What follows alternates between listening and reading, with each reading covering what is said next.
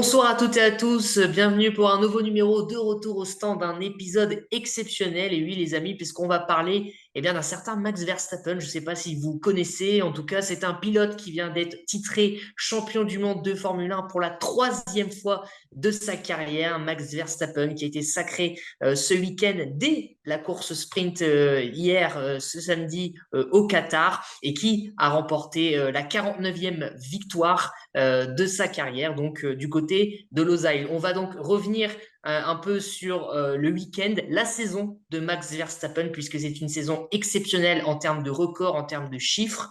Et puis nous allons un peu parler voilà, de sa position dans le monde Formule 1, puisqu'il égale bien sûr des légendes, des grands noms de ce sport. Avec moi, bien sûr, Clément Bigois, mon acolyte de toujours. Bonsoir Clément, et je vois que tu pointes l'équipe triple Max, effectivement, Clément, puisque Max Verstappen, on l'a dit, est champion du monde pour la troisième fois. Bonjour à tous, bonjour mon cher Quentin, voilà. Ça fait trois de suite. Les records commencent à tomber un à un. Il y a un certain pilote britannique qui peut commencer à trembler, il y a de l'écart, mais ça va vite. Ça va vite quand on sait que la nouvelle réglementation n'arrivera qu'en 2026. Ça peut faire 4 ou 5 de suite, tellement l'écart avec le reste du paddock est énorme. Et puis, comme on dit souvent, les superlatifs manquent pour parler de la saison de Max Verstappen avec un week-end facile. On reparlera, la piste n'est pas terrible, il reste quand même 5 Grands Prix. Il peut devenir le troisième pilote de l'histoire dans quelques semaines. Effectivement. Voilà, c'est un grand champion qui est facile, dans tout, qui fait très très peu de fautes. La seule faute finalement, elle a eu lieu dans les stands. Ils ont fait 4 secondes une, Oui. mais quelle honte! Non, bien sûr, Ouais, nous, une petite, oui, si on dit qu'il y a un petit point négatif, c'est peut-être cet arrêt au stand, effectivement. c'est une plaisanterie. Non, mais grand grand champion et bravo à Red Bull qui a en plus d'un immense talent dans son baquet, a su lui fournir une voiture absolument dantesque. Clément, on va revenir donc sur le week-end au Qatar. Bon, Max Verstappen, il avait dominé les essais libres 1 vendredi. Il s'était classé troisième en pole pour la course sprint samedi midi, samedi en début d'après-midi. Et puis donc, il a terminé deuxième de cette course sprint derrière Oscar Piastri. Pardon. On reviendra d'ailleurs sur Oscar Piastri dans la fin de notre épisode. Mais voilà, c'était un week-end somme toute correct hein, pour Max Verstappen qui vient donc qui est sacré dès le samedi puisqu'il lui manquait que 3 points pour être définitivement couronné pour la troisième fois. Il a marqué beaucoup plus que cela puisqu'il a fini deuxième de la course sprint. Il en a marqué donc 7. Et puis aujourd'hui, on peut dire qu'il fête encore plus ce sacre par cette victoire, par cette 49e victoire, Clément, en carrière pour Max Verstappen. Et si je ne m'abuse, 14 cette saison. Ouais, les chiffres sont extraordinaires. On savait qu'il allait être titré dès le samedi, sauf sortie de piste. Il fallait qu'il termine sixième. C'était pas compliqué pour lui, hein, quand on sait qu'il a gagné 14 fois en 17 Grands Prix. Je me base sur les magnifiques infographies fournies par la F1. C'est disponible sur Instagram, sur Twitter, sur tous les réseaux sociaux. 17 Grands Prix, 14 victoires, 10 pôles, 8 meilleurs tours et 2 courses sprint gagnées. Il en est à 432 points ce dimanche 8 octobre, alors qu'il en avait inscrit 454 en 2022. Il n'a que 26 ans. C'est tout bonnement exceptionnel. C'est le meilleur pilote dans la meilleure voiture.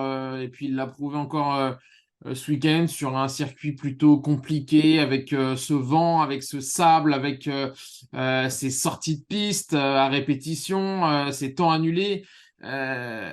Ces soucis de pneus, ces courses sprint, ces shoot-out qu'il faut maîtriser, et il n'a pas d'égal sur la planète F1 actuellement. Il a tout maîtrisé, presque tout maîtrisé de A à Z. à part un départ raté en sprint et un shootout un petit peu spécial. Il n'y avait pas Mais trop on de peut. pression. Il n'y avait pas de pression. Enfin, il y avait la pression, oui et non, mais on savait qu'il allait être titré. Donc finalement, voilà, le sprint tranquille. Et puis bah, la course cet après-midi de ce dimanche soir a été très facile. Il est même rentré pour signer le meilleur tour en course. Donc un grand, grand Max Verstappen. Et quand on prend tous ceux qui sont sortis du week-end, qui ont eu du mal, qui ont pris des pénalités, et ben lui, il s'en sort parce qu'il ne fait pas de faute. C'est peut-être ça, la plus grande qualité. Il y en a qui font tellement de fautes. On voit que Ferrari n'a qu'une seule voiture au départ parce qu'il y a un souci sur la voiture de Carlos Sainz. Il y a cet accrochage entre les Mercedes qui fait que Hamilton se retrouve dans le gravier. Mais lui, il s'en sort. Voilà, c'est difficile d'expliquer l'inexplicable, mais à ceux qui font le moins de fautes, il est tout en haut. Et quand tu fais aussi peu de fautes et que tu as autant de talent, et ben, les titres de champion du monde s'accumulent. Et c'est ce que j'allais dire. Au final, dans tout ce merdier, on peut dire ça comme ça, voilà, il y a beaucoup de pilotes qui ont fait des fautes. On a encore vu tout à l'heure, pendant le Grand Prix, beaucoup de sorties de pistes, beaucoup d'accrochages, beaucoup de glissades forcément avec ce tracé qui est en plein désert. Et finalement, Max Verstappen, bah, c'est le seul qui s'est montré encore une fois irréprochable. Et cet adjectif irréprochable, j'ai l'impression qu'il lui colle à la peau, mais tellement bien en fait, parce que bah, finalement, comme tu le dis, il fait rarement des fautes. Alors, il y a eu cet épisode de Singapour où voilà, il est un peu passé à côté de son week-end.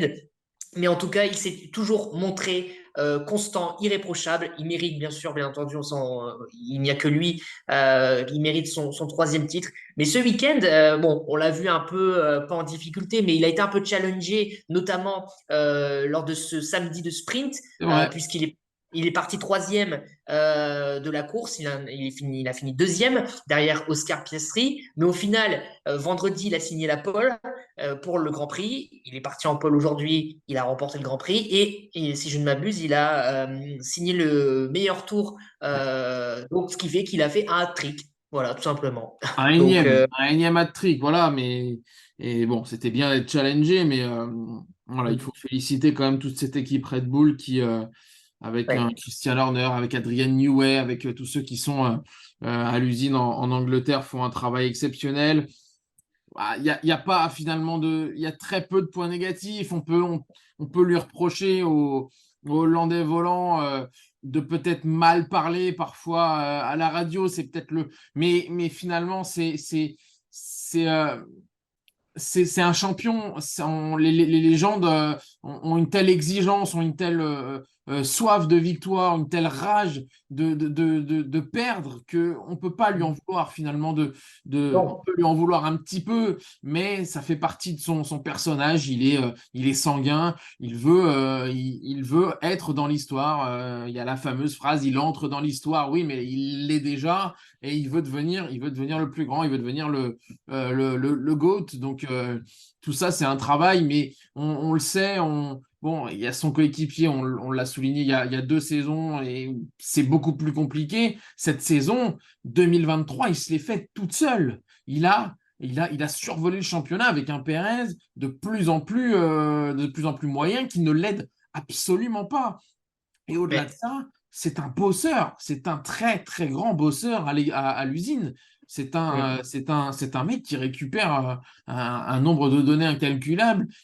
Sur les détails, il est fou. Il est fou de détails. Il veut tout. Il veut tout. Les meilleures courses en tour, les meilleurs tours en course. C'est phénoménal. C'est phénoménal.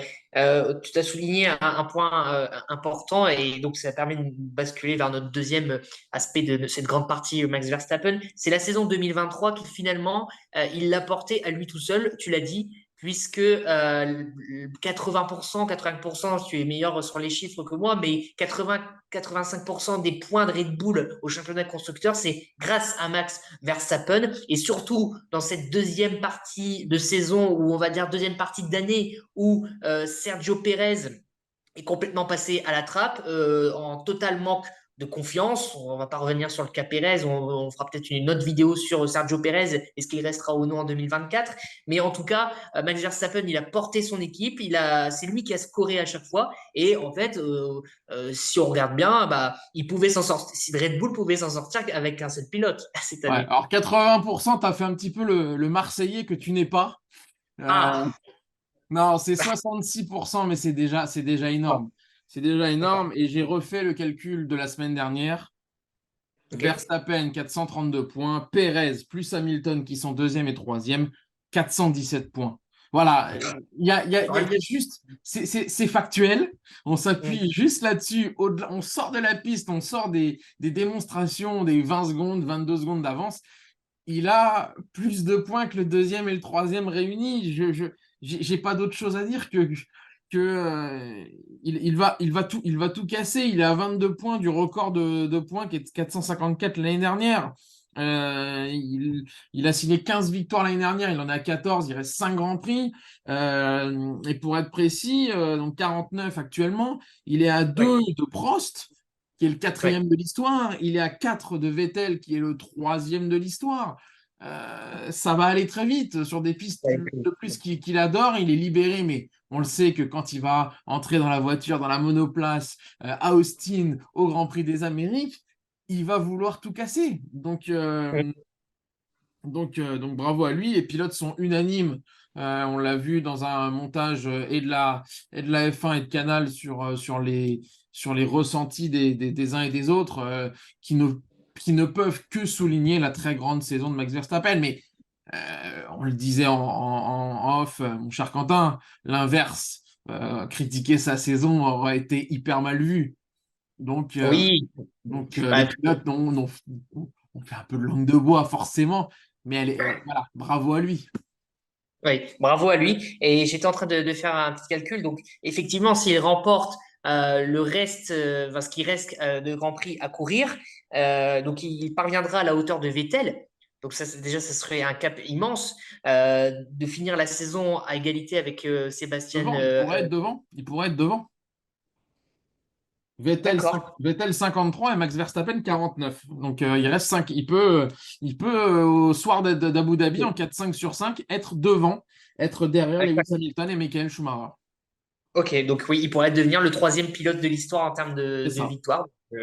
Voilà, l'enjeu est connu, l'enjeu est donné, et je pense sincèrement que il est sacré, et donc dans sa tête, voilà, il y a déjà ce déclic de fait, mais certainement, Clément, comme le grand champion qu'il est, et cette soif, comme tu l'as rappelé tout à l'heure, de victoire et de réussite, il va certainement y penser à ça, le fait de devenir, d'être derrière Hamilton et Schumacher. Il l'a en tête, il l'a forcément en tête. Déjà, le record des 15 victoires sur une saison, il va vouloir en gratter deux.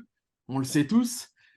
Et c'est pas la piste des Amériques ou après ou au Brésil qui vont lui faire peur. Et il y a ce record de points.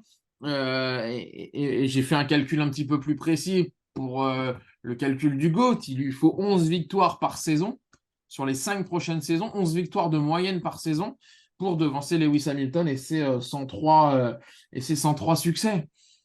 Quand on sait que la nouvelle réglementation ne changera qu'en 2026, il va y avoir 2 saisons avec une voiture Red Bull qui finalement, même si on lui enlève quelques pourcentages de soufflerie, elle est 12 étages au-dessus de tout le monde. Donc, il va se rapprocher très vite.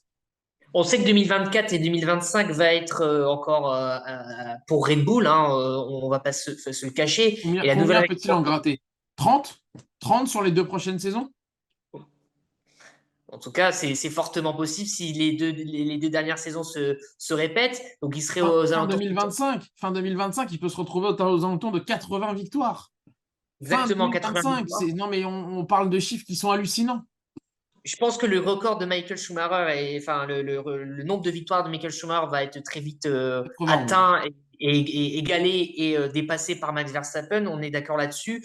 pour aller chercher les Lewis Hamilton, je pense que ça va être un peu plus compliqué. Ou alors Max Verstappen va devoir durer en Formule 1. On sait que des fois, il a dit qu'il ne restera pas éternellement. Son contrat se termine en 2028, donc il y a encore du temps.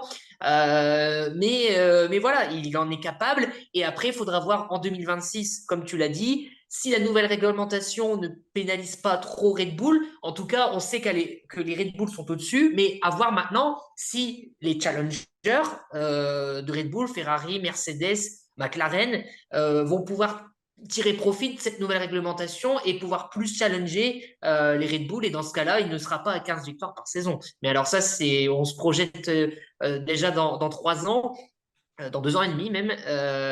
Mais voilà, en tout cas, ce sont des records qui sont à sa portée.